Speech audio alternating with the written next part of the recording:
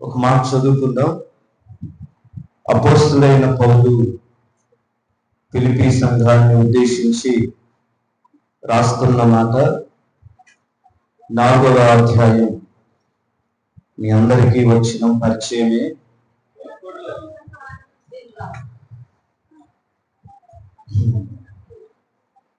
ఏ వచనం చదువుతారు? ఫిలిప్పీ 4వ అధ్యాయంలో ఏ వచనం చదువుతారు?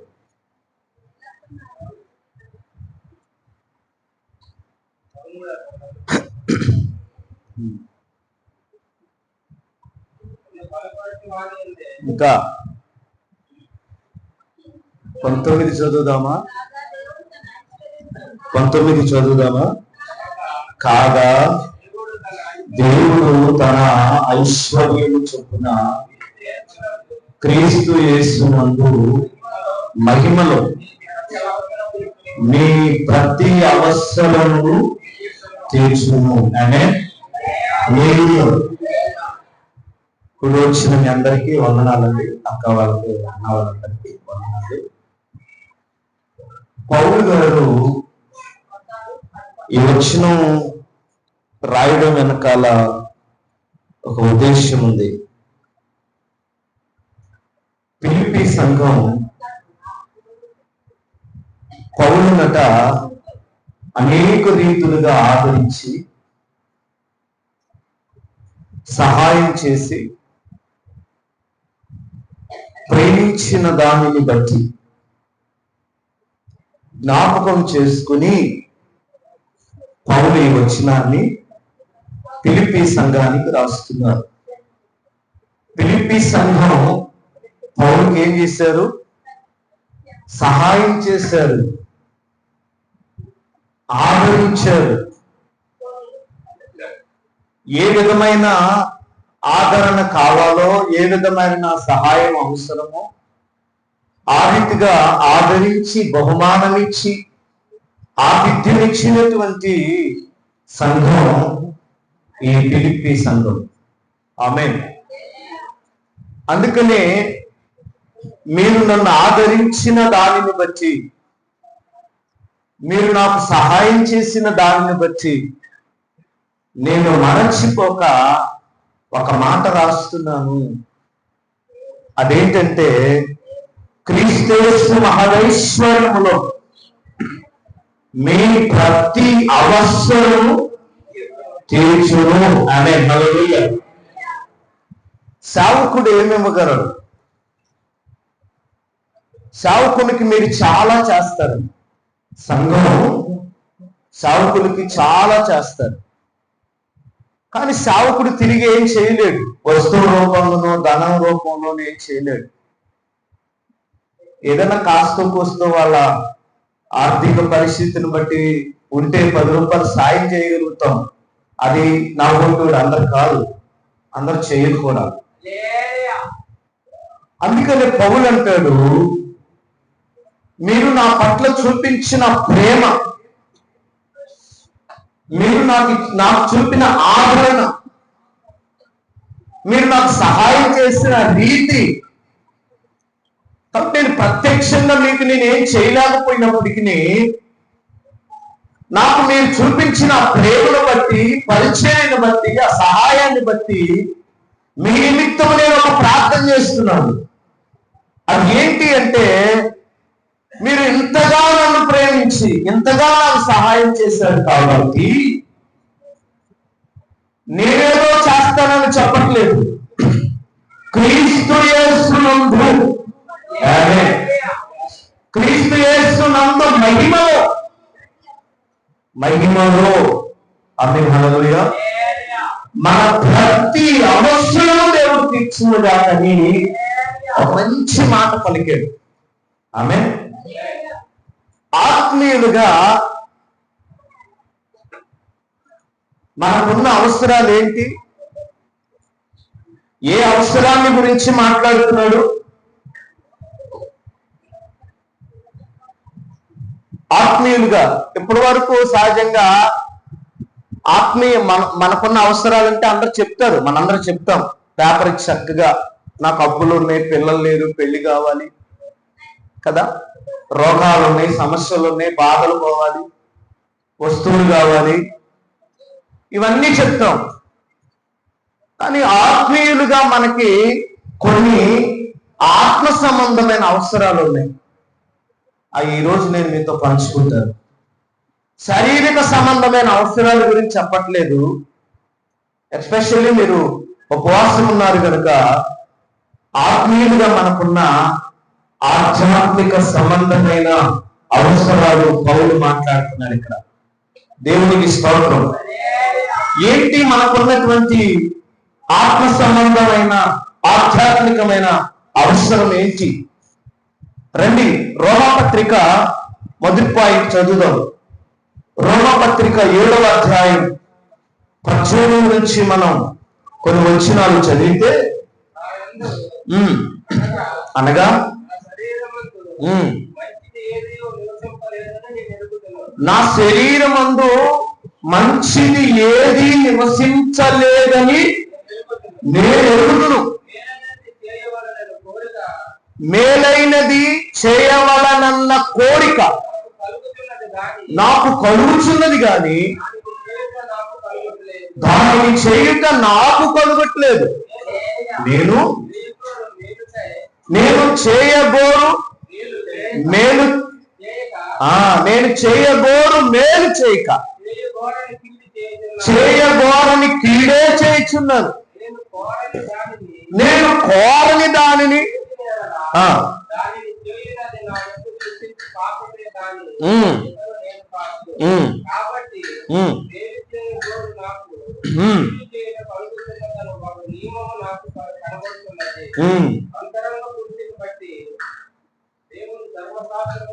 ఇరవై 25 వరకు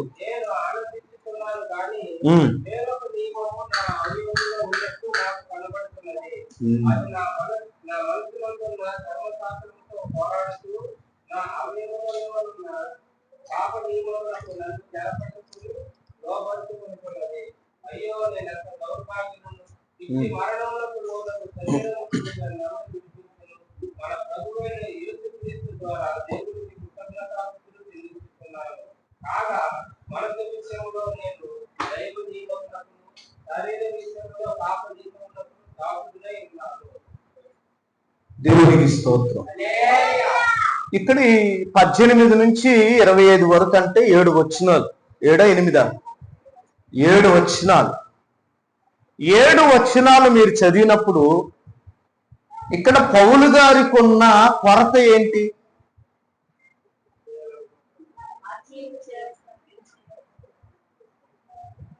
ఏ విషయంలో ఆయన కొరత కలిగి ఉన్నాడు?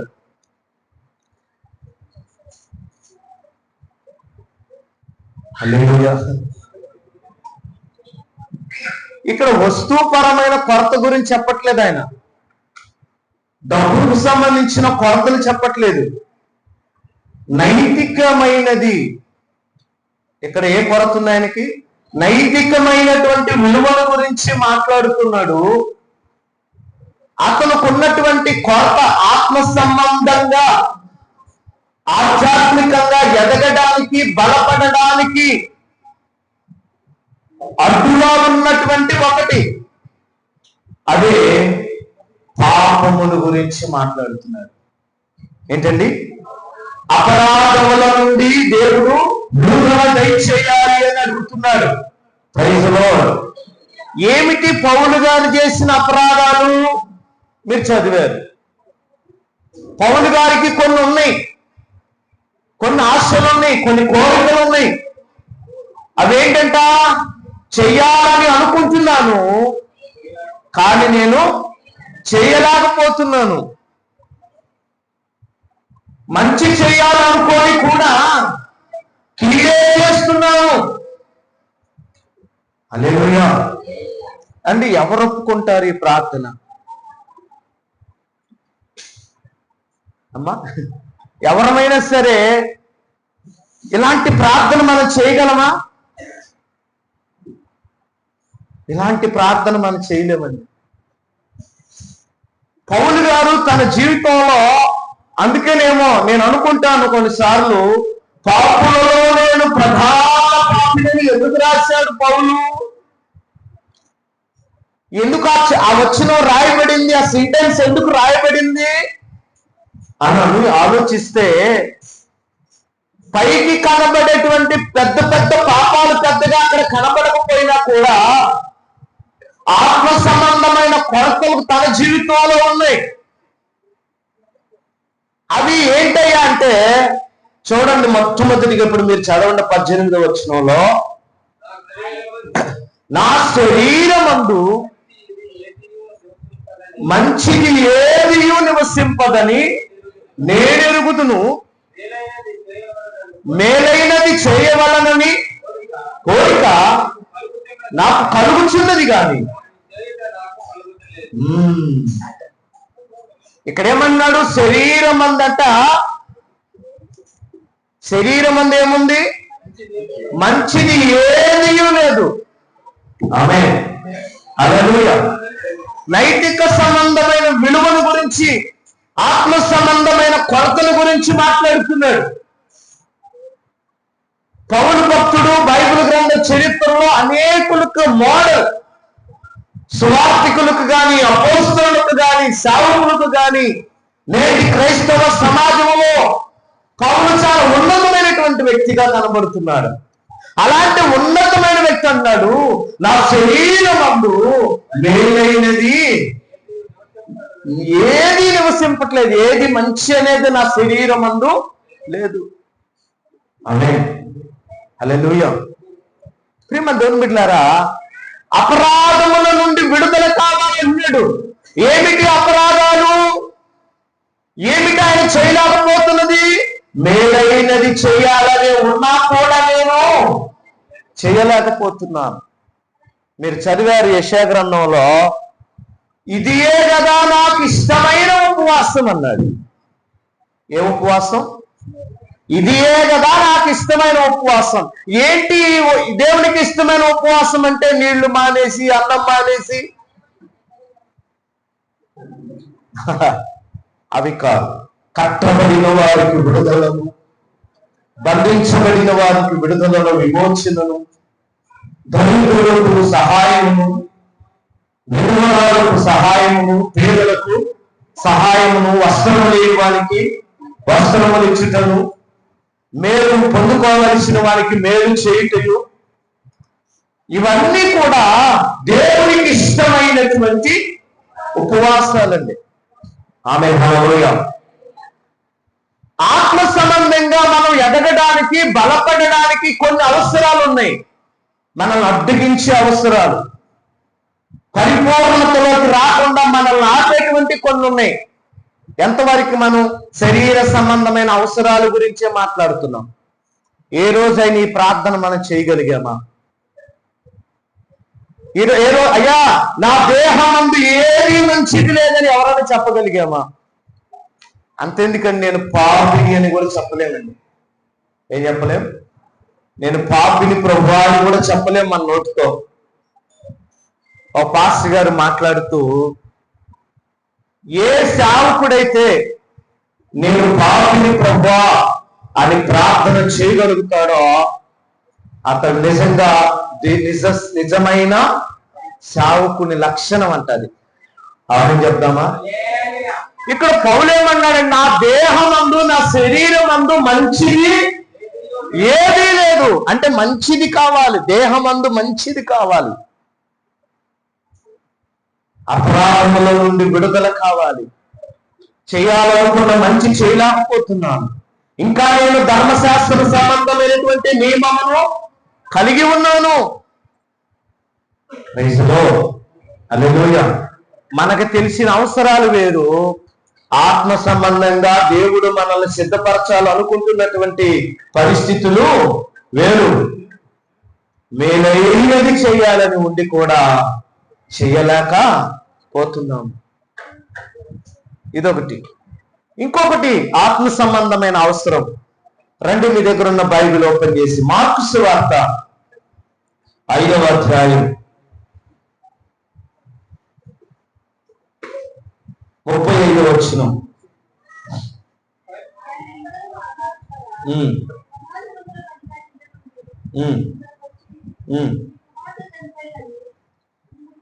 30వ వచనం చదవండి.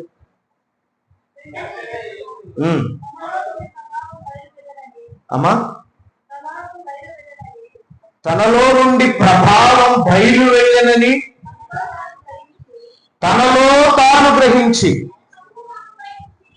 జన సమూహం వైపు తిరిగి నా వస్త్రమును ముచ్చినది ఎవరని అడగగా ఆయన శిష్యులు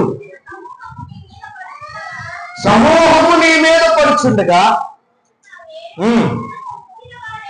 నన్ను ముచ్చిన వాడు ఎవడని అడుగుచున్నావా?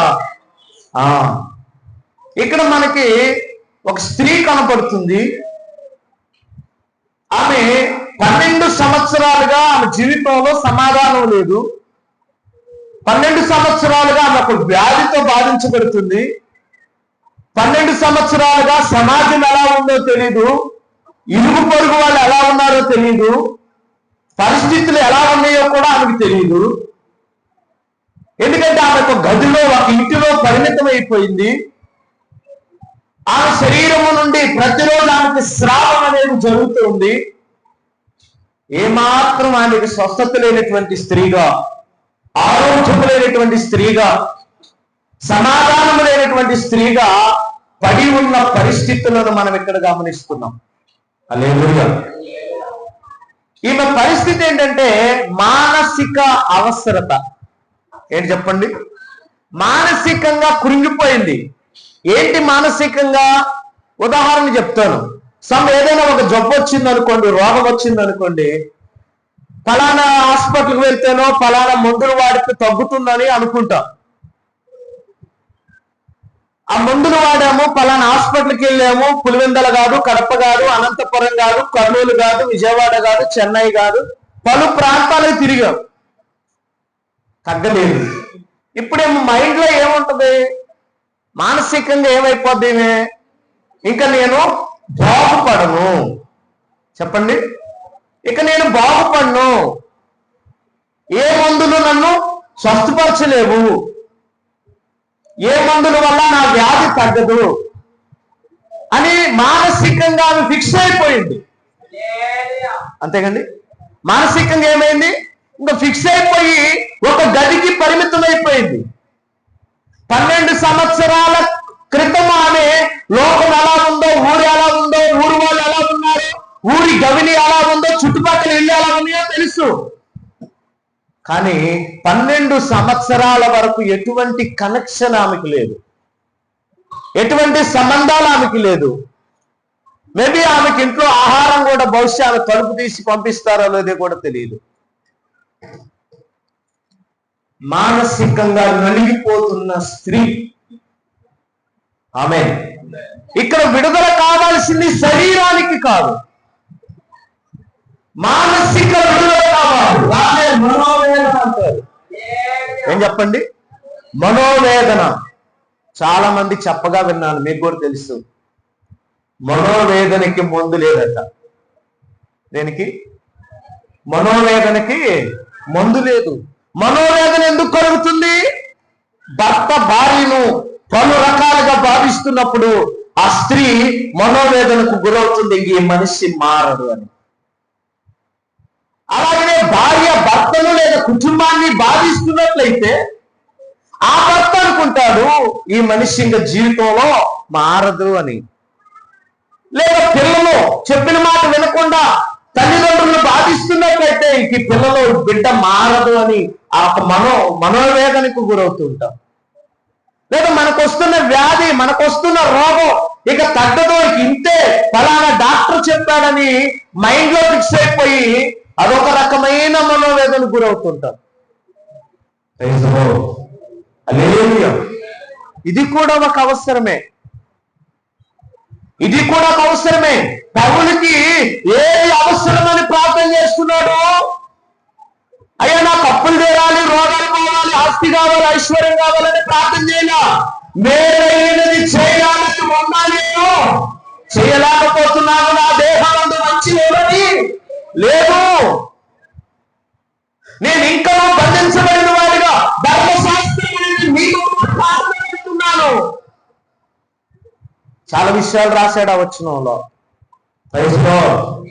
ఏ రోజైనా ఈ విషయాన్ని మనం గమనించామా? ఏ రోజైనా ఇటువంటి ఒక అవసరం ఉంది, ఇది కూడా అవసరమేనన్న సంగతి మనం గ్రహించామా? అందులోనేమో పౌలు అంటాడు, క్రీస్తు మహారైశ్వర్యములో మహిమలో మీ ప్రతి అవసరము తీర్చబడును. దేవునికి స్తోత్రం. హల్లెలూయా. ఈరోజు ప్రియ సహోదరి సహోదరుడా, నీ మానసిక స్థితి, నీ మానసికంగా ఏ విషయంలో కృంగిపోతూ మదనపోతూ ఉన్నావో, నా ప్రభు అంటాడు అక్కడ స్త్రీతో, అమ్మా సమాధానము గలదానివై పొమ్ము. ఏమన్నాడు అక్కడ చూడండి, ఉందా?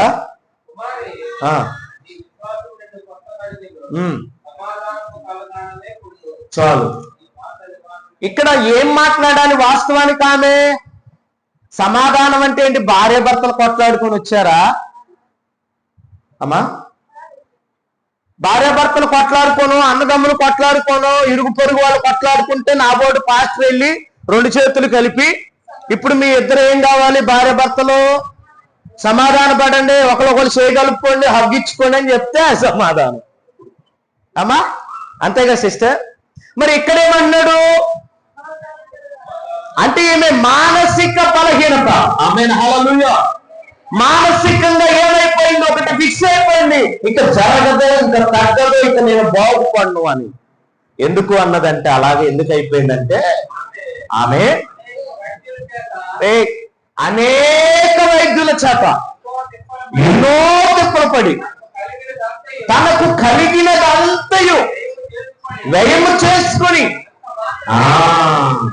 ఎంత మాత్రము ప్రయోజనము లేక, దేవుడికి స్తోత్రం చేద్దామా?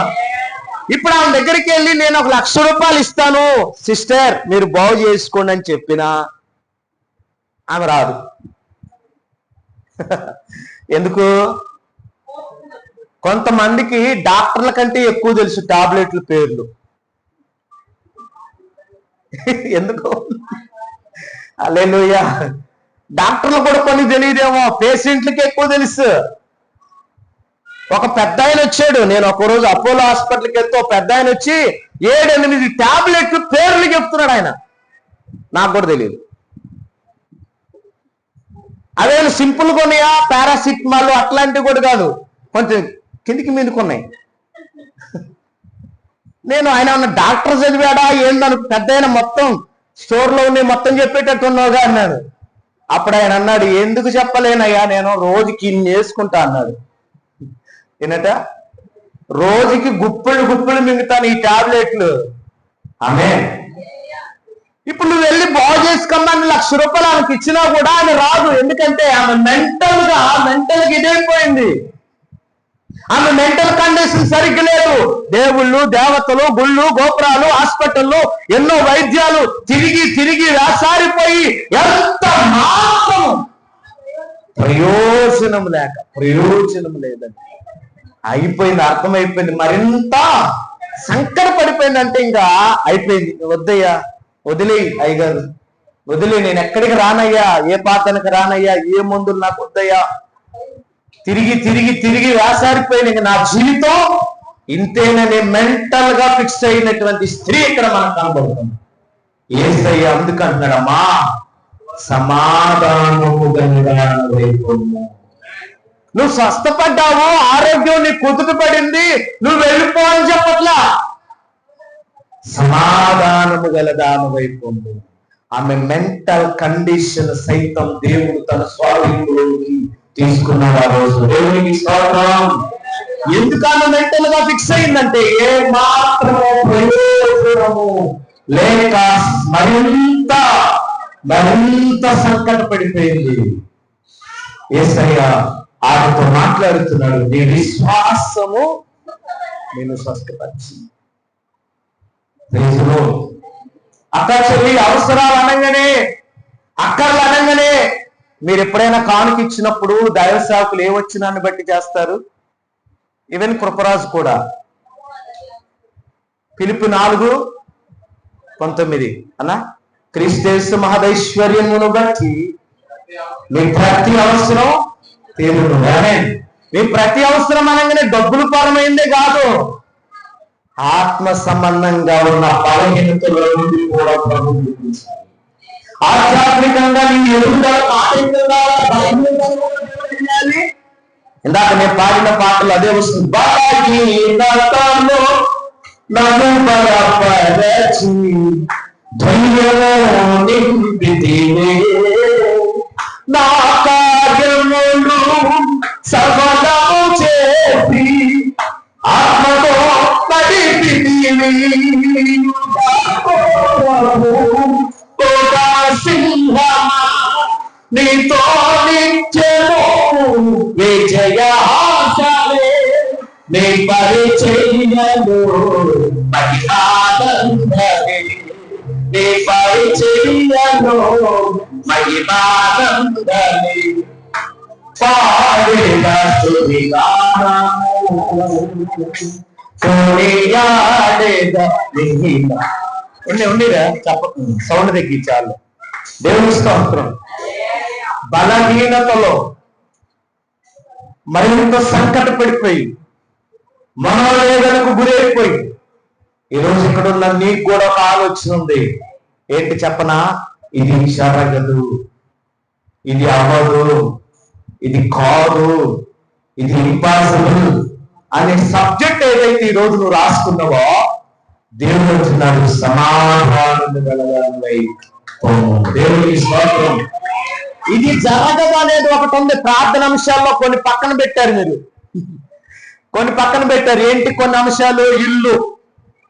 ఒక 10 లక్షలు లేనిది ఇల్లు రాదు, అవునా కదా? ఒక 10 లక్షలు ఉంటే ఒక మంచి ఇల్లు కట్టుకోవచ్చు మనం. ఒక 5-6 లక్షలు పెడితే ఇల్లు దొరుకుద్ది. ఇంకో 2-3 లక్షలు 4 లక్షలు వేసుకుంటే ఒక రకమైన ఇల్లు వస్తుంది. ఇప్పుడు 10 లక్షల రూపాయల ఇల్లు మనం కొనగలమా? సామర్థ్యం ఉందా? కాబట్టి ఇల్లు అనే అంశం ఏమవుతుంది చెప్పండి, పక్కకు దొబ్బే. ఏదో ఒక 5,000, 6,000, 1,00,000 రూపాయలు అప్పు ఉందనుకో, అది రాసుకుంటాం. ఎందుకు? ఇది చిన్నది. ఇది మన మైండ్ సెట్ అనేది. ఇది చిన్నది. లేదా పాప పాస్ అయ్యే విషయం, కొద్ది కష్టపడితే అది రాసుకుంటాం. ఉద్యోగం ఎలాగో ఒకలాగా ఆలకాలేని పాలు పట్టుకునైనా తెచ్చుకుంటాం. ఆమె చెప్పండి. కొన్ని పెద్దవి ఉంటాయి, కఠినమైన అంశాలు మన దగ్గర ఉన్నాయి. వాటిని ఏం చేస్తున్నావు? పక్కన ఎందుకు పెడుతున్నావు? దేవుని వల్ల కాదా? చెప్పాలి. దేవుని వల్ల కాదని పక్కన పెట్టావా? నీ వల్ల కాదని పక్కన పెట్టావా? నువ్వు పక్కన పెట్టావు. కొన్ని రోజులు కావచ్చు, సంవత్సరాలు కావచ్చు. ఇక్కడ నేను ఎందుకు ఇయర్స్ మెన్షన్ చేసి మాట్లాడుతున్నాడు ఇక్కడ? 12 సంవత్సరాలు అని. హల్లెలూయా. మరింత సంకట పడిపోయింది, ఇంకేమాత్రము ప్రయోజనం లేదు. అని చెప్పండి. ఒక గదికి పరిమితమైన స్త్రీతో ప్రభు అంటున్నాడు, నీ నివారణ అడిగినదని ఆమె గ్రహించగలిగాం. దేవునికి స్తోత్రం లేదావా? హల్లెలూయా. అక్క చెల్లి, నీ అంశం ఎంత పెద్దదైనా ఎంత కష్టమైనా నువ్వు ప్రార్థన చేయటం మాత్రం మానొద్దండి. అందుకే సమూయేలుతో చెప్పారు ఆ రోజు ఇశ్రాయేలీయులు, మానక మా కొరకు ప్రార్థన చేయి. మానొద్దయ్యా, లేట్ అయింది కదా, సంవత్సరాలు గడిచిపోయింది కదా, ఇంకా దాన్ని ఊసేలేదు కదా, అప్లికేషన్ పక్కన పడేశారు కదా, ఇంక వదిలేదయ్యా, ప్రభుత్వం మారింది కదా అని వదిలేయద్దు. అల్లెలూయా చెప్పండి. ప్రభుత్వంతో కూడా మాట్లాడగలడు. ఈవెన్ జగన్ ప్రభుత్వంలోనే పనులు అయితే అనుకుంటున్నారా? ఈ ప్రభుత్వంలో కావా? అవుతాయి.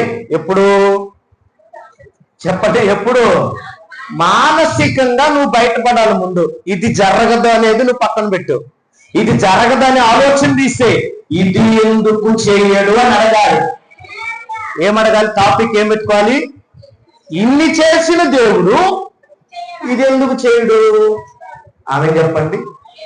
దావీదు గారు అదే కదా అన్నాడు, వాటిలో ఒకని వల్లే వీడవుతాడు. దేంతో పోల్చాడు? గొలియాతుని ఒక సింహంతోనో తోడేలుతోనో ఎలుగుబంటితోనో పోల్చాడు కదా. హల్లెలూయా. వాటిని తరమడానికి, వాటిని చేర్చడానికి, వాటిని చంపడానికి ఇచ్చింది దేవుడు సహాయం ఆయనే కదా. అలాగని ఇప్పుడు గొలియాత్ అనే సమస్య కూడా దాన్ని ఎందుకు పెద్దదిగా చేయాలి? ముందు మనము ఫిజికల్ గాను, ఆధ్యాత్మికంగాను, మెంటల్ గాను మనం ఫిక్స్ అవుతున్నాం, ఇది కాదు, ఇది జరగదు అని. హల్లెలూయా చెప్తాం. ఇక్కడ నేను కవెనెంట్ చర్చి మినిస్ట్రీ అధినేత, ICM డైరెక్టర్ పాల్ పాపారావు గారి గురించి ఒక్క మాట చెప్తాను. నేను అక్కడ ఒక 40 days ట్రైనింగ్ అయి కవెనెంట్ చర్చెస్ ద్వారా ఈ ప్రాంతానికి వచ్చాం మేము మిషనరీగా.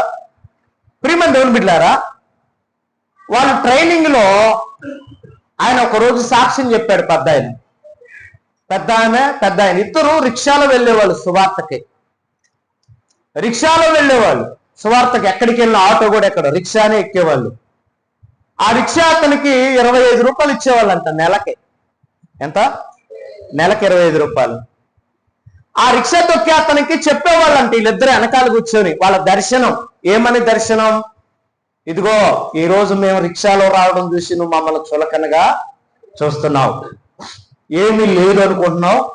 దేవుడు మాకు కొన్ని దర్శనాలు ఇచ్చాడు, దేవుడు కొన్ని ఆలోచనలు మన మదిలో పెట్టాడు. నువ్వు చూస్తా ఉండు, నువ్వు బ్రతికుంటే ఒకవేళ నీ కొడుకు చెప్పు, నువ్వు చనిపోయి ఉండు ఈ మినిస్ట్రీ గురించి అని ఆయనకి కొన్ని మాటలు చెప్పారు. ఆ టైంలోనే ఒక 7-8 మంది పాస్టర్లకి వాళ్ళు నెలకు ఒక 50 రూపాయలు సహాయం చేసేవాళ్ళంట. ఎంత? ఆ టైంలోనే, అప్పుడే ఒక 30 సంవత్సరాల క్రితం. ఆ సేవకులు చెప్పేవాళ్ళంట, మీలాగా కూర్చునేవాళ్ళు సేవకుల మీటింగ్ లో ఒక 7-8 మంది కూర్చునేవాళ్ళు. వాళ్ళకి వీళ్ళు చెప్పే దర్శనం ఏంటో చెప్పనా? మేము విమానంలో వెళ్తున్నాం సువార్తకి, మేము అమెరికా వెళ్తున్నాం, ఆస్ట్రేలియా వెళ్తాం, సువార్త ప్రకటిస్తాం, ఈ ఒంగోలు ప్రాంతంలో 500 మందిరాలు కడతాం, 7,000 మంది సేవకులకు మేము సహాయం చేస్తాం, ఓల్డ్ ఏజ్ హోమ్స్ కట్టిస్తాం, చిల్డ్రన్స్ హోమ్స్ కట్టిస్తాం, కొన్ని హాస్పిటల్స్, ఇవన్నీ చెప్తుంటే నా పోటీ పాస్టర్లు కింద కూర్చొని తిక్కలోడా మాకు 50 రూపాయలు ఇవ్వటానికి ఈయన దగ్గర లేదు. కానీ ఏం చెప్తున్నాడు ఈయన? అన్ని కోట్లలోనే, అన్ని కోట్లే. ఆ రోజు చెప్పేటప్పుడు వాళ్ళ మాటలు విన్న ఒకళ్ళు ఇద్దరు వయసు పైబడిన వాళ్ళు మేము ఆ ట్రైనింగ్ లో ఉన్నప్పుడు చెప్పారు, అయ్యా ఇదిగో ఈ పెద్ద ఆయన పాల్ పాపారావు గారు ఇట్లా సాక్ష్యాలు, ఇట్లా దర్శనాలు చెప్పేటప్పుడు మేమేమాత్రం నమ్మలేదయ్యా, కానీ ఈరోజు నిజంగా కళ్ళారా చూసామండి మేము ఒంగోలులో. హల్లెలూయా. కవెనెంట్ చర్చెస్ పరిచర్య గురించి బహుశా రీటా వాళ్ళకి అంతా చూసి ఉంటారు. అక్కడ ప్రసన్న కుమార్ ఒంగోలు మన పోరుమామెలలో ఏమండి ఎన్ని మందిరాలు. నేను కవెనెంట్ చర్చిలోకి వచ్చాక 46 టెంపరీ సెంటర్లు వేశారు నా చేతుల మీదుగా. ఒక్కొక్క స్టార్ట్అప్ చర్చి 25,000 రూపాయలు మెటీరియల్ కొని 45 మందిరాలు కట్టించాం. ఆ రోజు వాళ్ళు చెప్పినప్పుడు నమ్మలేదు, ఎందుకంటే వాళ్ళు దాన్ని బాహ్యంగా చూశారు, ఆత్మీయంగా చూడలేదు. నేనెందుకు ఈ రోజు ఇంతగా మాట్లాడుతున్నానంటే, అక్క మన సమస్య, మనం పెట్టుకున్న అంశము నీ దృష్టికి గట్టిగా పెద్దదిగా కనపడుతుందేమో, కానీ దేవుని దృష్టికి అది పెద్దదిగా కనపడదండి. దేవునికి స్తోత్రం లేదా? ఎంతవరకు జ్వరాలు, రోగాలు, అప్పులే కాదు. అందుకే పౌలు ఏం ప్రార్థన చేస్తున్నాడు? ఆధ్యాత్మికంగా తనకున్న బలహీనతలు ఒప్పుకుంటున్నాడు. హల్లెలూయా. ఆధ్యాత్మికంగా బలహీనతలు ఒప్పుకుంటున్నాడు. ఆ ఆత్మ సంబంధమైనటువంటి బలహీనతలు తొలగిపోవాలి. ఇవి బయటికి కనపడేవి కావు. ఈ బలహీనతలు బయటికి కనపడేటేంటి? అబద్ధాలు, బూతులు, అది ఇదే కనపడతా, అదే చర్చ పెడతాం, మనం పంచాయతీలు పెడతాం చెట్టు కింద. వాటి వల్ల ఒరిగేదేం లేదు. కానీ ఆధ్యాత్మిక జీవితాన్ని బాగు చేసే బలహీనతల గురించి పౌలు మాట్లాడుతున్నాడు అక్కడ. Praise lord. మేలైనది చేయాలని నాకు అనిపించినా నేను చేయలేకపోతున్నాను, మంచైనది నా దేహమందు ఒక్కటి కూడా లేదు. ఇక్కడ ప్రభువు సమాధానం గలదాన్ని ఈమెకున్నటువంటి ప్రేమందు మానసిక స్థితిని గ్రహించిన ప్రభు అంటున్నాడు, నీ వ్యాధి నివారణ అయిపోయింది. దేవుడికి స్తోత్రం. ఇక నుంచి ఇన్ని సంవత్సరాలుగా నువ్వు ఏ విషయంలో ఫిక్స్ అయిపోయి ఇది జరగదు కాదని నువ్వు ముద్ర వేసుకొని కూర్చున్నావో దాని నుండి నీకు విడుదల వేసుకో. నువ్వు సమాధానం గల దానివైపోబడ్డావు. దేవునికి స్తోత్రం. ముగింపులో లూకా సువార్త 25వ అధ్యాయం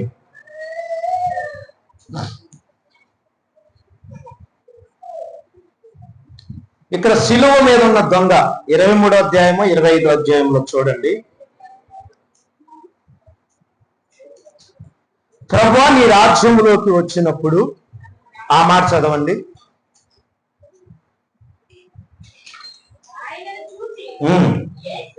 యేసు నీవు నీ రాజ్యంలోనికి వచ్చినప్పుడు ఆమె చెప్దామా? ఇక్కడ దేని నుండి విడుదల కోరుకుంటున్నాడు? అగ్నిగుండము లాంటి అగ్నిగల గుండములో నుండి విడుదల పొందేటువంటి ఒక ఆలోచన. అగ్నిగుండం ఎలా ఉంటుందో ఈయనకి తెలుసా? అమ్మ చెప్పండి. ఎవరికి? దొంగకు తెలియదు, ఆ మంచోడికి తెలియదు, చెడ్డోడికి తెలియదు. బాగా వినండి. దేవునికి స్తోత్రం. ఇక్కడ ఈయన చేసే ప్రార్థన ఏంటి? హల్లెలూయా. ఇతనుకున్న అవసరం ఏంటయ్యా అంటే, పరలోకం నాకు అవసరం. పాతాళమైన అగ్నిగుండము లేదా అగ్నిగుండము శకలలోకి నేను వెళ్ళకూడదు. ఆత్మ సంబంధంగా ఆధ్యాత్మికంగా ఇదిగో దేవుని యొక్క సన్నిధిలో దేవుని యొక్క స్థానాన్ని పరలోకాన్ని స్వతంత్రించుకునే ఒక ప్రార్థనది. ఏ ప్రార్థన? పరలోకంలోనికి వెళ్ళే ఒక ప్రార్థన, పరదేశికి వెళ్ళేటువంటి ఒక ప్రార్థన. దేవునికి స్తోత్రం. అయ్యా నీవు నీ రాజ్యముతో వచ్చినప్పుడు నన్ను జ్ఞాపకం చేసుకో. Praise lord. హల్లెలూయా. అగ్నిగుండం అనేటువంటి ఆ నరకంలోకి వెళ్లకుండా తప్పించబడాలనేటువంటి ప్రార్థన. మన ప్రార్థనలు వేరు. బైబిల్ గ్రంథ చరిత్రలో కొంతమంది భక్తులు ఆత్మీయులు చేసిన ప్రార్థన వాటి మర్మాలు వేరు. హల్లెలూయా. మీరు ఒకటి గమనించండి, ఎప్పుడైనా గుర్తుపెట్టుకోండి, ఇది రాసుకోండి. నేను చెప్తున్నా, మొదట నా నీతిని నా రాజ్యమును మీరు వెతకండి. మొదట నా నీతిని నా రాజ్యమును మీరు వెతకండి. ఆ తర్వాత మీకు అవన్నీ ఏవన్నీ నీకు కావాలి మీరు రాసుకున్నారు కదా. ఉద్యోగం, వ్యాపారం, అప్పులు, రోగాలు, సమస్యలు, భార్య మారాలి, బాప్తీసం, భర్త బాప్తీసం, ఏమండి కుటుంబ సమస్యలు, ఆర్థిక పరిస్థితులు, గొడవలు, కోర్టు సమస్యలు, ఇల్లు లేకపోవడం, ఇవన్నీ దేవుడు ఎప్పుడో మనకి ఇచ్చాడండి. అల్లెలు చెప్తామా? ఇవన్నీ దేవుడు మనకి ఇచ్చాడు. మనం అనుభవించటమే తేడా, అనుభవించటం ఆలస్యం. అవునా కదా? కానీ ఆత్మ సంబంధమైన ప్రార్థన, ఆధ్యాత్మికంగా ఎదిగే ప్రార్థన, పరలోక సంబంధమైనటువంటి మర్మాన్ని గ్రహించే ప్రార్థన ఆ దొంగ చేస్తున్నారు. నీవు నీ రాజ్యములోకి వచ్చినప్పుడు నన్ను జ్ఞాపకం చేశావు. అందుకే చెప్పండి, ఎవరు చెప్పారు ఇతనికి పరలోకాన్ని గురించి వాక్యం? ఎవరు చెప్పారు ఇతనికి పరదేశి యొక్క మహిమ?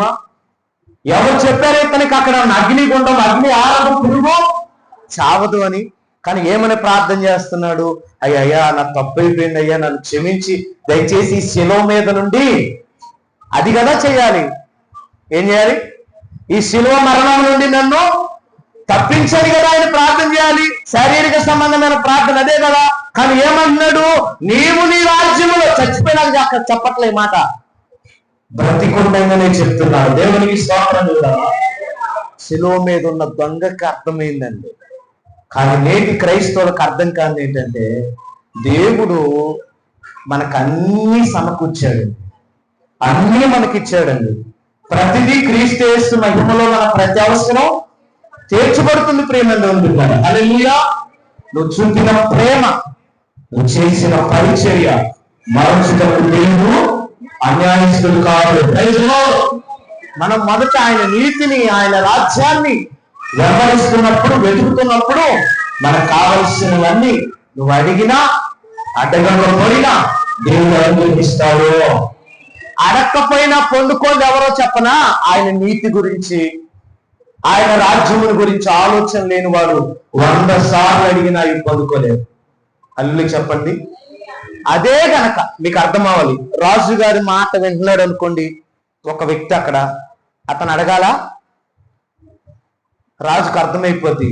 ప్రతిదీ నేను అడిగినా, నేను చెప్పినా చెప్పకపోయినా వెంటనే గ్రహించుకొని ఇతను నమ్మకంగా చేస్తున్నాడు కాబట్టి ఇతనికి ఏమి కావాలనో అన్ని చూసుకుంటాడు ఆయన. అల్లుని చెప్తామా?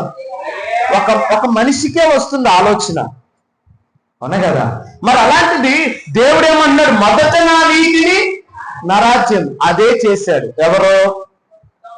ఈ దొంగ. అదే గ్రహించాడు. మరలా నేను శిలువ మీద నుంచి కిందికి దిగి నేను మారుతానయ్యా, మారు మనసు పొందుతాను, బాగా బ్రతుకుతాను అని అడగల. ఫిక్స్ అయ్యాడు. ఏం ఫిక్స్ అయ్యాడు? చనిపోవడం ఖచ్చితమే, కానీ చనిపోయిన నేను ఇకనైనా పాతాళ గుండంలోనికి వెళ్ళకుండా తప్పించబడాలంటే యేసే మార్గమని ఆ శిలువలో తను గ్రహించాడు. Praise lord. శిలువలో తన మనసు మార్చుకున్నాడు, ఉద్దేశాన్ని మార్చుకున్నాడు, ఆలోచన మార్చుకుని పరసంబంధమైన ప్రార్థన చేస్తూ నీ రాజ్యంలోనికి నన్ను జ్ఞాపకం చేసుకోమని చెప్పినప్పుడు ప్రభు అంటాడు, నేనే. Praise lord. ఎప్పుడంట? అగ్ని గల నరకము నుండి అతను విడుదల పొందాడు. నేనే నీవు నాలో కూడా. ఈ మాట శిష్యులకు కూడా చెప్పాడో లేదో నాకు గుర్తులేదు. ఎవరికి? స్పష్టంగా ఎవరితో చెప్తున్నాడండి ఇక్కడ? నాతో కూడా నీవు. నాతో. ఎంత అద్భుతమైన మాట అండి. శిష్యులతో ఏం చెప్పాడు? నేనున్న స్థానములో మీరుంటారని చెప్పాడు. కానీ ఇతరులతో ఏమన్నాడు? అబ్బా, శిష్యుల కంటే ఒక మెట్టు ఎక్కువ ఎక్కాడు ఇతను. ఈ రోజే నాతో కూడా పరదేశికులు వస్తావు. ఎంత భక్తి చేయాలండి, ఆ అదృష్టం సంపాదించాలండి, ఆ గొప్ప మహిమలోకి వెళ్ళాలంటే, పరలోకమనే మహిమలోకి, పరదేశమే మహిమలోకి వెళ్ళాలంటే ఎంతో భక్తి చేయాలి. ఇప్పుడు చెప్పండి, మీరు ఏ భక్తి చేయాలి మనం? అందుకంటాడు, మారు మనసుకు తగిన ప్రతి ఫలము. మారు మనసుకు తగిన ఫలములు మీరు ఫలించండి. ఏంటి మారు మనసుకు తగిన ఫలము? పరలోకమే, పరదేశే. నిత్య అగ్ని గంధంలో నుంచి తప్పించబడ్డాడు ఈ దొంగ. ప్రియమైన దేవుని బిడ్డలారా, ఆత్మ సంబంధమైన ప్రార్థన జీవితాన్ని కలుగుతాం. భూ సంబంధమైన అడగొద్దని కాదు, కానీ వాటన్నిటికంటే ముఖ్యంగా దేవుని మనస్సు ఏంటి, దేవుని ఉద్దేశం ఏంటి, నేను ఒక ఆత్మీయురాలుగా ఏమడుగుతున్నాను దేవుణ్ణి, నా స్థాయి ఏంటి, నన్ను ఏ లెవెల్లో దేవుడు చూస్తున్నాడు, నా పట్ల దేవుడికి ఉన్న ఉద్దేశం ఏంటి అని మనం గ్రహించగలిగితే ప్రియమైన దేవుని బిడ్డలారా, అందుకనే అబ్రహాము ఏ రోజు అయ్యా నువ్వు నాకు ఇస్తానన్నావు ఇవ్వలేదని ఏ రోజు క్వశ్చన్ చేయలేదు. అందుకని ప్రపంచ వరల్డ్ మ్యాప్ అబ్రహాము సంతానం వలన ఆశీర్వాదం పొందుతుంది. దేవుడికి స్తోత్రం. చూసారా, పౌలు గారు అన్న మాటలో ఉన్న మాధుర్యం. క్రీస్తు మహదైశ్వర్యంలో మీ ప్రతి అవసరం, భూ సంబంధమైన అవసరాలు, ఆధ్యాత్మికమైన అవసరాలు దేవుని జీవితంలో తీర్చి నెరవేర్చును దాకా. లేచి నిలబడు.